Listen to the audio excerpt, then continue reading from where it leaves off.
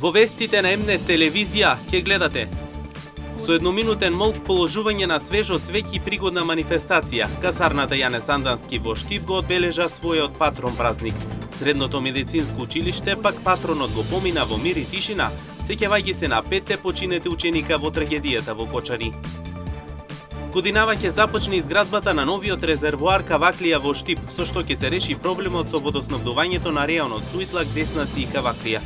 Дополнително се очекува да заврши изградбата на резервоарите Пребек и Мери. Апел за нов почеток во Кочани. Граѓаните повикуваат на промени и создавање на нова политичка култура. Новата граѓанска иницијатива, насловена како Кочани, од вчера ги повикува кочанчани на обединување, заедништво и изградба на поинакво општество.